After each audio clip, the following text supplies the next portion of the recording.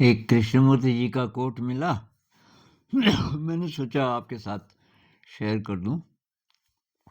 वो कहते हैं, is it possible to live in this world without the operation of will?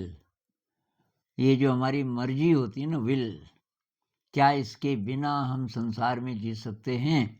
संसार में, ये नहीं कह रहे हैं कि संसार से भाग के कहीं गुफा में, संसार में सब कुछ करते हुए जो जो आप कर रहे हो, लेकिन आप का विल नहीं है, आपकी मर्जी, अपनी मर्जी से नहीं कर रहे आप, क्योंकि आप परमात्मा की मर्जी से कर रहे हैं। आप thy will O Lord not mine be done का शायद यही मतलब है कि हे परमात्मा, हे खुदा, जो भी आप बोलना चाहो, या ब्रह्म, तेरी मर्जी, मेरी नहीं। तो कुछ लोग कहते हैं कि आप फ्री विल होता है? किसी ने पूछा फ्री विल होता है, और मैंने ये बोला भाई बुद्धिज़्म में तो कर्म ही प्रधान है। हम जो करते हैं उसी से हमारी, जिसको आप किस्मत बोलते हो, हम ही बनाते हैं। तो कर्म तो हम अपनी इच्छा से करते हैं। अब यहाँ पे है बात सारी, अपनी इच्छा से आपका क्या मतलब है?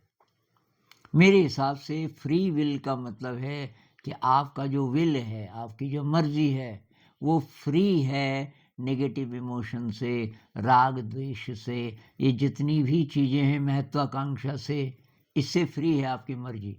तो वही तो परमात्मा की भी मर्जी हो जाती है तब। भाई तब आपको ड्राइव करने वाला फोर्स क्या है? वो एक्सटर्नल नहीं है, दुनियावी नहीं है। आपको न मान चाहिए, न सम्मान चाहिए, कुछ भी फालतू नहीं चाहिए। जो शरीर के लिए चाहिए वो आ जाता है।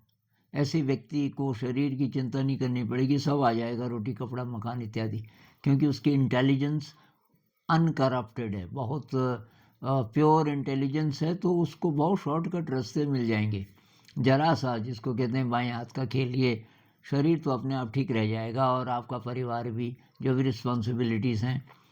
तो बिना विल के, बिना अपनी मर्जी के जीने का मतलब है कि परमात्मा की मर्जी। तो ऐसा इंसान हर समय तैयार रहता है, जो इशारा मिले परमात्मा का वो करने के लिए मैं तैयार हूँ हर समय।